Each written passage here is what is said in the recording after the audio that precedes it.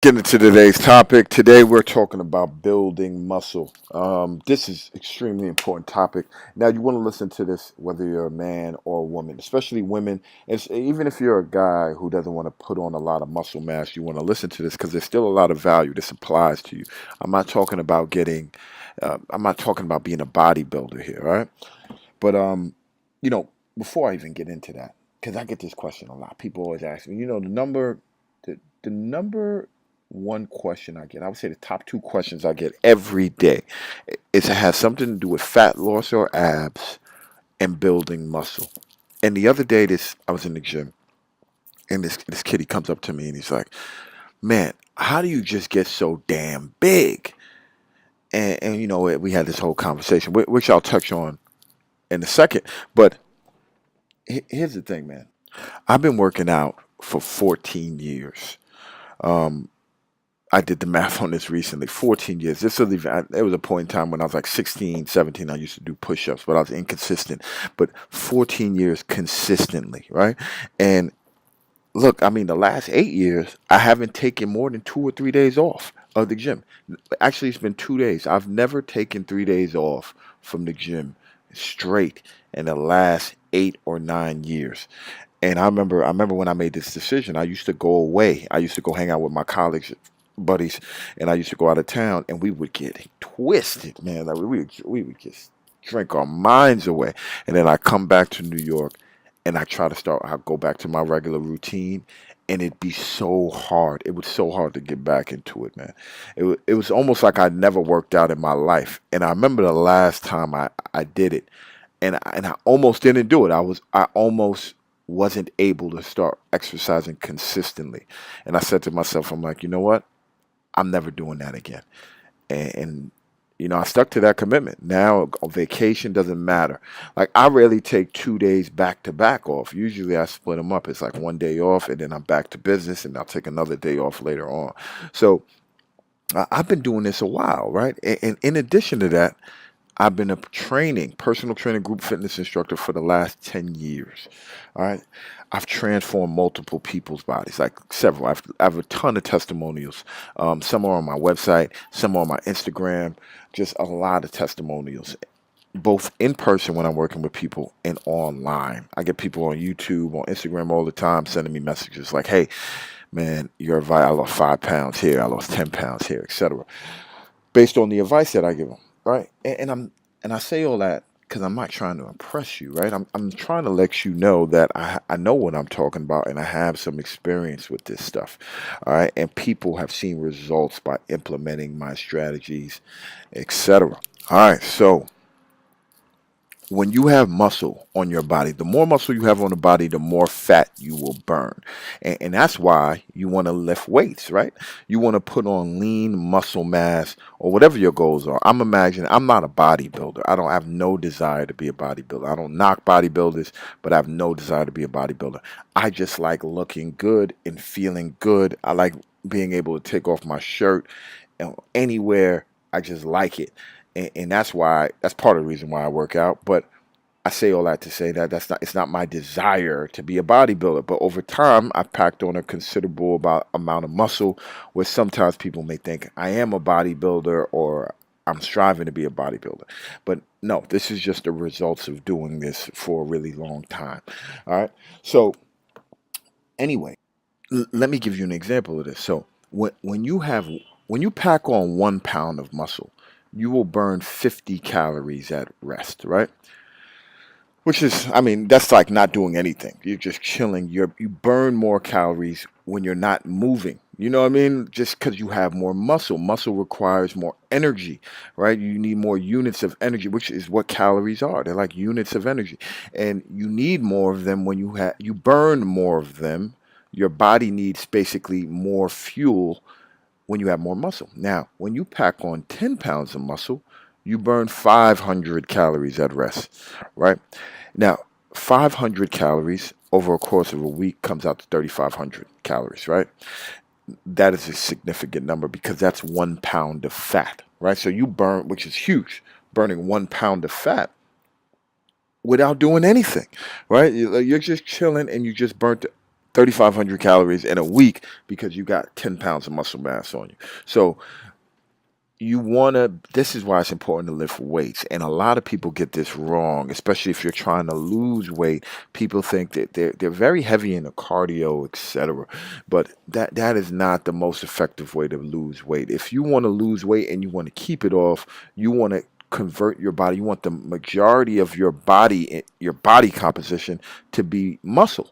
All right. And you have to lift weights to do that. So I just want to put that out there because people get very weird about this lifting weights thing. But it's a great thing, and it's going to be good to keep you lean and keep you ripped, and you'll have to do less work in the long scheme of things, in the long picture, right?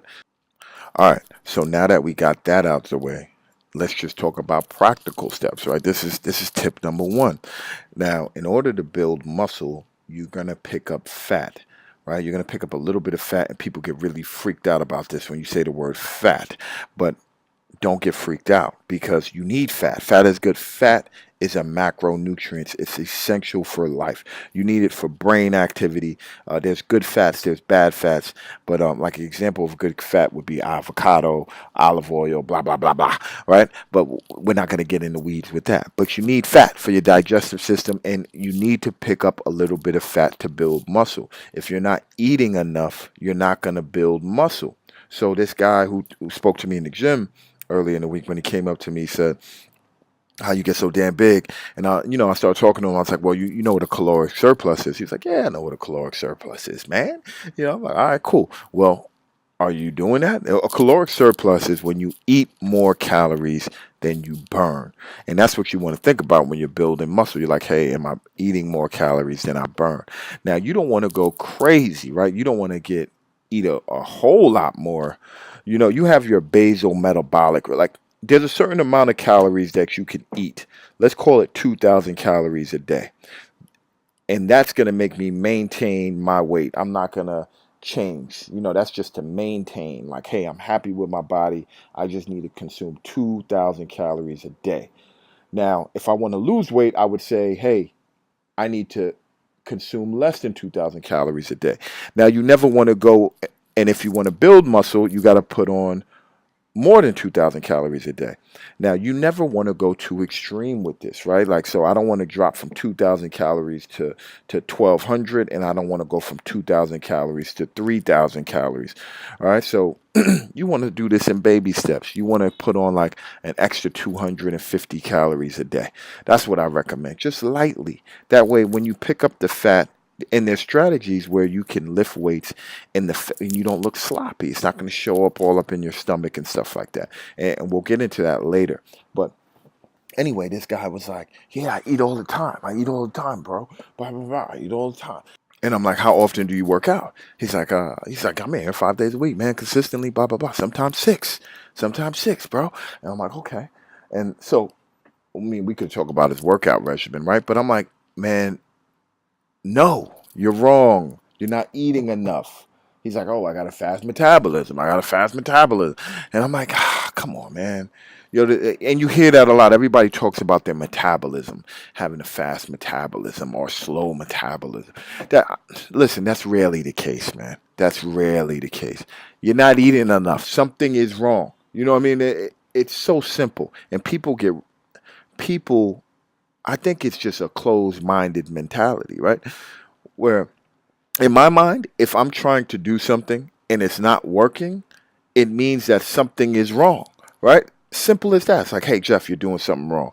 Or I need to be patient and let time run its course, which is the case sometimes. But sometimes it's just like, hey, and then in that case, if it's a matter of just time and being patient, then I need to go and cross check and make sure I'm doing everything right. Like, all right, I'm doing this right. I'm doing this right. I'm doing this right. Now I just got to sit and chill and let things just come into play. Let things come into fruition. But that's not the case with this dude. If you're working out 5 days a week, you know what you're doing, you say, etc. You're not eating enough. He's like, yo, my body won't change because even if you weren't lifting right, you pick up some fat. So that's the first thing. And that's just a sidebar. Tip number one is a caloric surplus. You got to eat more calories than you burn. You got to eat. Try to have a lot of protein, and don't be a fat ass about it, right? Don't go and eat pizza and junk and burgers. No, still stick to your cheat day, but eat a little bit more. Have a little bit more carbs. You could have fun. You could have some pasta. You could have some more brown rice things that you like, but don't go to the Chinese food store and be that's unhealthy, right? The whole purpose of working out is to be healthy. So you don't want to be unhealthy.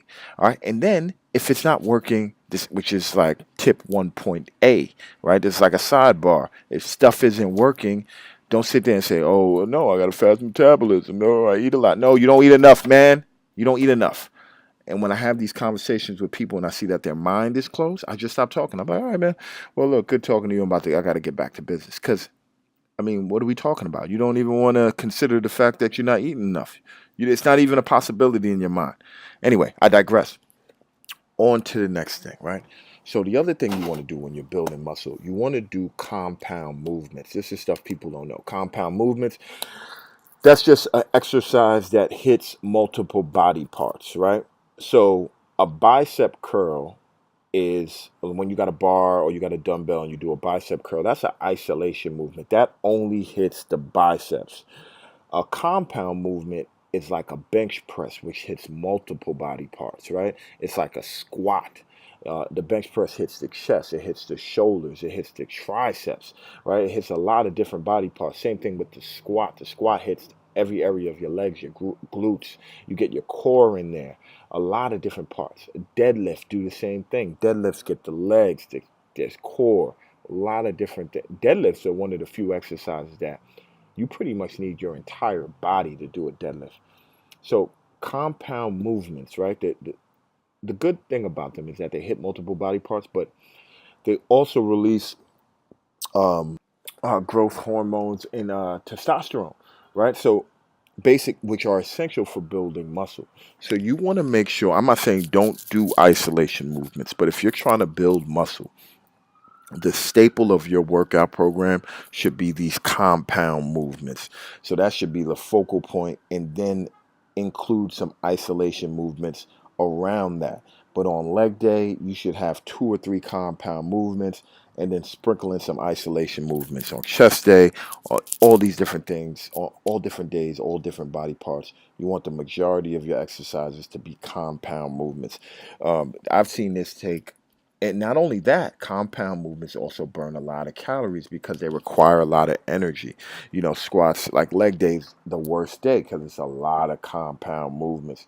Chest day is really hard for me because it's just a lot of big movements and you burn a lot of calories executing these movements. So you want to make sure you do compound movements. That's tip number two. Tip number three, supersets. Supersets, man, this changed. Compound movements changed my body too, but supersets really changed my body on a number of ways. One, I packed on what is a superset first, right? A superset is when you do two exercises back to back, right? So when I go and I'll do a set of bench presses and then I immediately get up and I start doing dips and then I rest and I repeat that circuit again 3 to 4 times, right? That's how you want to work out for a number of reasons, right? When I first started working out, I used to be in the gym for like 2.5 hours. It was ridiculous, but I wasn't supersetting. I would do one exercise, which would take about 10 to 15 minutes, rest. Then I'd go do another exercise. It was just so long. But when I started doing supersets, my workout sliced in half. So one of the benefits of supersets is that you don't spend that much time in the gym, right? You shouldn't be in the gym for 2 hours, ever. There's never a reason you should be in the gym for 2 hours unless you're a bodybuilder, right? If you're not a bodybuilder, you shouldn't be in there. That's not a good use of your time. One, you on the second hour of your workout, you're not going to have a lot of energy to efficiently work out. You're not going to be as strong. And two, I mean, I don't know what you're going to be doing in there for 2 hours. I got a friend, he's in there for 2 hours and he's not even a bodybuilder. I'm like, man, I'm in here for 45 minutes, 45, sometimes an hour when I do deep stretching, but your workouts should never be longer than an hour. And if they are longer than an hour, at least 15 to 20 minutes of those minutes should be stretching. All right. So Anyway, that's the good part about supersets. Now, the other thing about supersets is that it stimulates muscle growth, right? So the way you want to do a superset is either by hitting the same muscle group twice or doing opposing muscle groups. Jeff, what does that mean? This is getting weird. I don't understand. I don't understand what's happening. I'll tell you what's happening. Your bicep and tricep oppose each other. Your chest and your back oppose each other. And that's how you kind of want to structure your workouts, right? So you could go about it two ways, right? Let's talk about chest, right? I could do chest exercise, two back-to-back chest exercises. So let's say I do a flat bench press, and then I immediately go and do some I'll do some push-ups, right? Let's say I do an incline bench press, and then I'll drop and I'll do some push-ups. That's me hitting. Those are different parts of the chest. Incline hits the top of the chest. Push-ups just hit the regular neutral part of the chest. But it's two chest exercises back to back. That's one way to do supersets. And what that really does is really break down the muscle, really kills your muscle, helps build muscle, stimulate muscle growth, right? But another way you could do it, and this is the way I like to do it, I like to do opposing muscle groups, right? So let's say I'm working my arms, my bicep. Let's say I do a bicep curl and then I immediately go do a tricep exercise. Let's say dips. So now I'm hitting both the bicep and tricep and they oppose each other and that helps stimulate more muscle growth. So typically the way you want to do it, or you could do it and there's a number of ways you can do this, right? Like for example, when you work chest, most exercises require hit the tricep. Like a bench press hits the tricep. All presses hit the tricep. Bench press, incline press, decline press, they all hit your tricep. So a good idea is to superset with another tricep exercise. Because not only are you hitting the chest and tricep with a bench press, then you stimulate more muscle growth by doing more tricep exercises. Now with back exercises, a lot of back exercises hit your bicep. So it's a good day to superset chest and back. So that's usually what it is. Excuse me. Back and biceps are usually supersetted together. Chest and triceps are supersetted together. People do shoulders with legs sometimes, not because it's a superset, because you're just hitting two muscle groups in one day. And that's pretty, and then you got an ab cardio day. That's how people kind of break it up. All right. Excuse me. All right, that's tip number three. That's supersets. All right, and now moving along. Tip number four: form. Form. Oh my gosh, this is crazy. This is bad, man. I see people in gym doing horrible stuff. I mean, stuff that's gonna hurt them, and I don't say anything because I'm not that guy. I'm not that guy that's gonna come up to you and if you ask me a question, I'll talk to you from sun up to sundown. But I'm not coming over and offering advice to people that I don't know. It's just weird, and people get real funny about that stuff. I personally don't mind, but humans are just weird. But anyway, form and controlling the weight. There's something called negatives, right? Basically, you want to control the weight, folks. Don't let the weight swing down or swing up. You want to control every aspect of this. I could do a whole talk on negatives, on controlling the weight. But the number one thing you want to do, make sure you got the form right. Right. So jump on YouTube, go to somebody who's trusted, and just figure out the form. Watch two. It takes 3 minutes to figure it out. Watch a few videos, find out the form. Because the thing with lifting weights, little tweaks in your form can give you massive return. It's just like little things, man. Just moving your elbow in the correct position, or just not moving certain muscle groups while you're working out can 10x your results, man. And I'm speaking from experience. I used to do bench press wrong all the time. I just didn't know what I was doing. Slowing down and controlling the weight. This stuff can transform your body a lot quicker. It can save you a lot of time, man. You're speaking to the guy who's done everything wrong in the gym. That fortunately and unfortunately I've made every mistake you can make in the gym. And I say that because now I know these things now. But the moment I made little tweaks, I just saw my muscles just explode. I'll give you an example. With my chest, I was just obsessing about a chest. And it just wasn't working for me, man. And I was getting stronger. I was seeing the weights change, etc. But my chest wasn't getting bigger. But it turns out I wasn't doing the exercise correctly. I was using a lot more shoulders, and my shoulders were getting big, but my chest wasn't exploding. So I made a tweak, and now I'm happy with my chest. I feel good when I take off my shirt. So get the form right. Next tip. Repetition. This is another one. People, man, your repetitions. You got to get your repetitions right, folks. I see folks, women typically, right? Even guys. Let me not just say women. People will sometimes do a lot of repetitions. You're using light weight. You're lifting a weight 20 times or something like that, 15 times, and that's not going to build muscle. That's not going to change the way your muscles look. All right, and even building muscle is a term that people get real freaky about, but I don't want you to get freaky about it. You want to build muscle. It's not going to change your muscle lifting a weight 15 times. Now, if you really want to put on size, you want to try to lift the weight 7 to 10 times. All right, that's what you want to try to do. All right, I don't play. If I can lift a weight, I don't even play with 10. If I can lift a weight 10 times on like with bench press, I don't lift anything 10 times. That's my warm up. All right, I want to lift something around 8 times, anywhere between seven and now it's like 6 and 8. But I don't play with something that I can hit 10 times. That means that's probably for me it's a little light. But typically they say if you want to build muscle, you should keep your rep range around 8 to 12. I recommend 7 to 10. All right, 7 to 10, I would play in that ballpark. All right, so get your rep range right and make sure your sets are 3 to 4 sets. I do 4 sets of everything, nothing more, nothing less. I feel like if you do more than 4 sets, you might be a little bit fatigued. But some guys play with 5, and don't go over 5. But 3 is the minimum if you're just starting. Maybe do 3. 4 is optimal. All right. Last one. Let's do one more. Uh, oh, switching up your program. All right, you got it. You don't know how many people. I was just talking to a guy today. He's been doing the same workout for the last year and a half. I'm like, man, what do you think is gonna happen, bro? You gotta switch it up a little bit, man. Your body's extremely intelligent. Your body is super smart, man, and it adapts quickly. It pick up on things. It'd be like, hey, I know what you're doing, and I'm no longer responding to you, my friend. You got to switch it up.